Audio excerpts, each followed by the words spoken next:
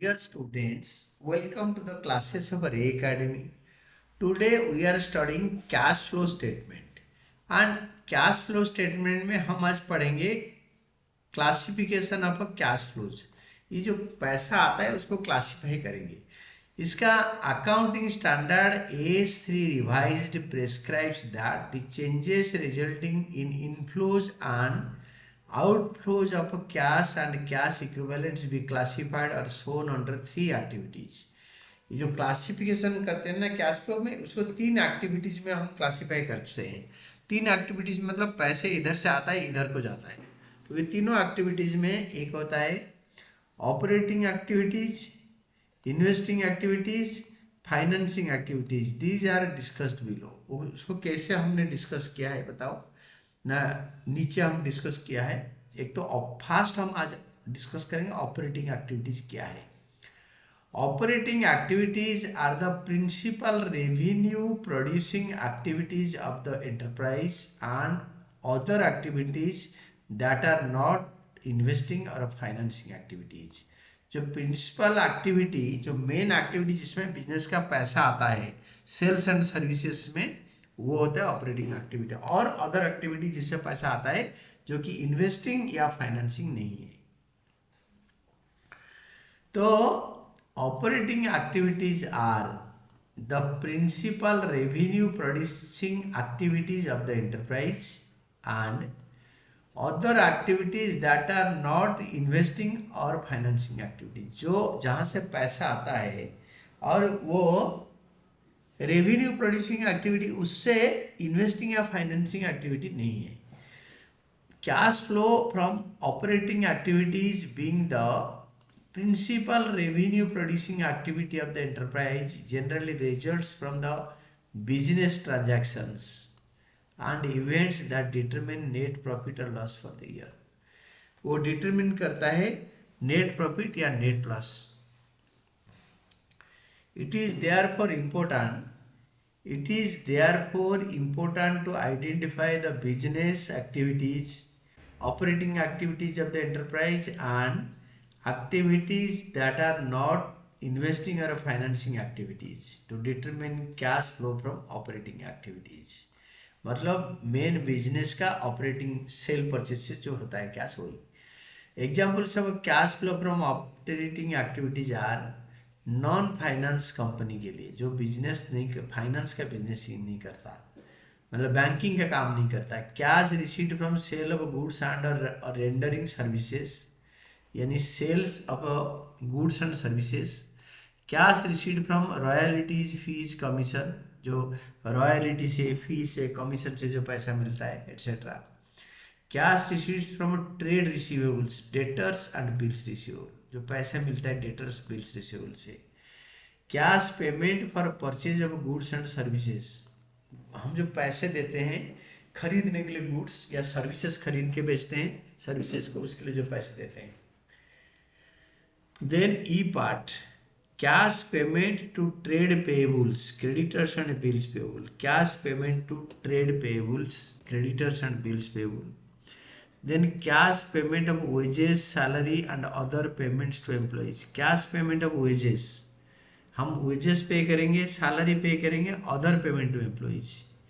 then cash receipt of a premium and payment of a claims for an insurance company। एक insurance company पैसे लेता है premium, और जो क्लेम आता है उसके लिए जो पे करता है वो ऑपरेटिंग एक्टिविटी होता है इंश्योरेंस कंपनी के लिए। Cash payment of and refund of income tax on this, these are identified with investing और financing activities. Income tax refund जो मिला, तो अगर हम जो इनकम टैक्स पे करें वो भी ऑपरेटिंग एक्टिविटीज में होता है। तो प्रिंसिपल रेवेन्यू प्रोड्यूसिंग एक्टिविटीज क्या क्या होता है, एक नॉट सेल वाला देख लो। Mean activities mean business activities being carried by the enterprise to earn profit। examples are for a computer manufacturing company, manufacturing and selling of computers।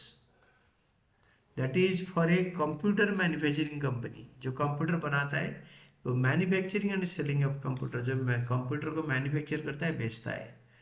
For a trading company purchase and sale of goods. Trading मतलब जो goods खरीदता बेचता है, trading company के लिए purchase and sale of goods, goods खरीदना बेचना वो होता है। फॉर ए फाइनेंस कंपनी के लिए giving and taking loans, loan लेन देन, purchase and sale of securities for trading, loan लेना देना, शेयर्स एंड सिक्योरिटीज खरीदना बेचना, ये होता है principal revenue producing activity. And for a stock broking firm earning commission from purchase और sale of securities on behalf of customers, customer के behalf में शेयर्स सिक्योरिटीज खरीदना बेचना, ये भी होता है स्टॉक ब्रोकिंग कंपनी के लिए। फाइनेंस कंपनी के लिए ऑपरेटिंग एक्टिविटीज क्या है? Payment of securities purchase for sale of securities. हमने एक बैंकिंग कंपनी शेयर खरीदा, शेयर और सिक्योरिटीज खरीदा बेच के उससे पैसे कमाएगा, वो होता है operating activity. Payment of interest on loans, जो लोन लिया हुआ है बैंक ने उसके ऊपर जो इंटरेस्ट पे करेगा। Received from sale of securities held for sale, जो शेयर्स हेल्ड कर रखा है सिक्योरिटीज उसके ऊपर इंटरेस्ट मिलता है तो वो वाला, और उसको बेच के जो पैसे लेता है वो वाला होता है operating activity. Dividend received and securities held for sale, जो शेयर्स एंड सिक्योरिटीज एक फाइनेंस कंपनी हेल्ड कर रखा है उसके ऊपर डिविडेंड बीच में मिल गया तो operating activity.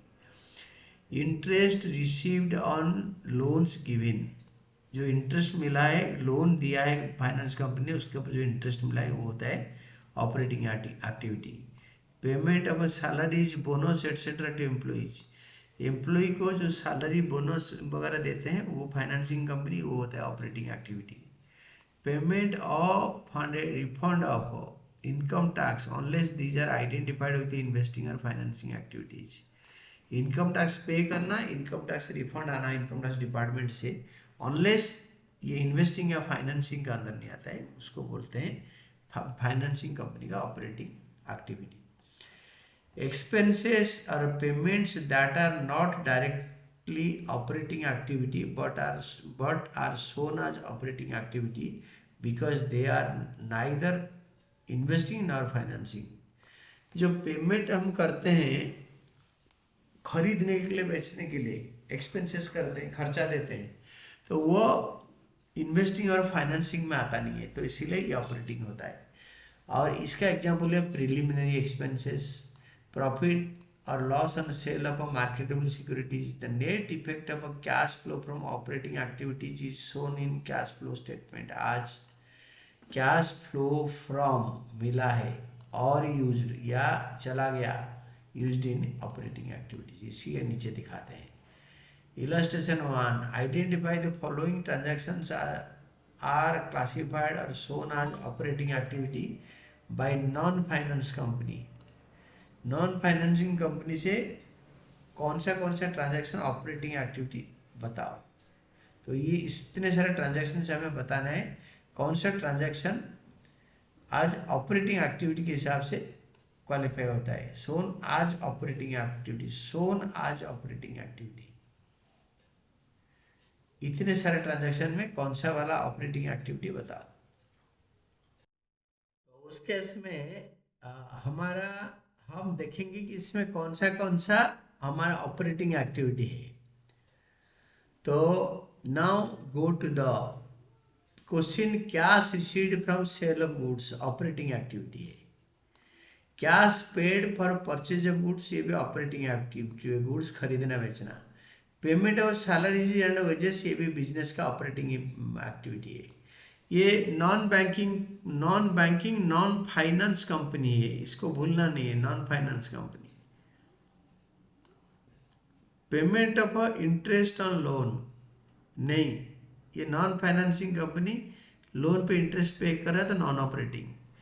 Repayment of loan repayment करना, ये नॉन फाइनेंसिंग कंपनी के लिए ये फाइनेंसिंग एक्टिविटी है। Purchase of machinery against payment, पैसे देके चीज़ें खरीदना, मशीन खरीदना, फिक्स्ड एसेट खरीदना, ये नॉन ऑपरेटिंग एक्टिविटी है।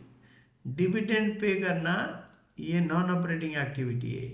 Sale of a car in cash asset बेच देना ये भी नॉन ऑपरेटिंग एक्टिविटी है। कमीशन रिसीव्ड ये ऑपरेटिंग एक्टिविटी है। अमाउंट कैश और cheque received from trade receivables bills receivable से कैश या चेक रिसीव करना ऑपरेटिंग एक्टिविटी है। सी transactions that are classified under operating activity are cash received from sale of goods, cash paid for purchase of goods, payment of salaries and wages, commission received, amount और cash और checks received from trade receivables उससे जो पैसे मिला है। Then second में देखो identify the items identify which of the following transactions are classified or as shown as operating activity in case of a financing company. In case of a finance company के लिए क्या होता है operating activity? तो ये payment of salaries and wages ये operating activity होता है फाइनेंस कंपनी के लिए, क्योंकि फाइनेंस कंपनी के पास भी एम्प्लॉय होते हैं, उनको सैलरी वेजेस देता है। Payment of interest on loans taken, हम जो लोन लेते हैं उसके ऊपर इंटरेस्ट देना ये ऑपरेटिंग एक्टिविटी होता है, क्योंकि पैसे लिया फाइनेंस कंपनी, इंटरेस्ट लोन लिया और उसके ऊपर इंटरेस्ट दे रहा है, उनका काम ही होता है लोन देना, इंटरेस्ट देना। और receipt of interest loans given, finance company loan देता है उसके ऊपर इंटरेस्ट लेता भी है, और इंटरेस्ट जो लोन देता है उसमें इंटरेस्ट लेता है और जो लोन लेता है उस पर इंटरेस्ट देता है, वो ऑपरेटिंग एक्टिविटी है। Purchase of shares for trading, finance company share खरीद के उसके ऊपर ट्रेडिंग करता है। Then purchase of share as investment, ये ऑपरेटिंग एक्टिविटी नहीं है, इन्वेस्टिंग एक्टिविटी है। Purchase of shares and behalf of customers, customer के लिए खरीदते हैं अपने लिए नहीं, ये भी हमारा ऑपरेटिंग एक्टिविटी नहीं है।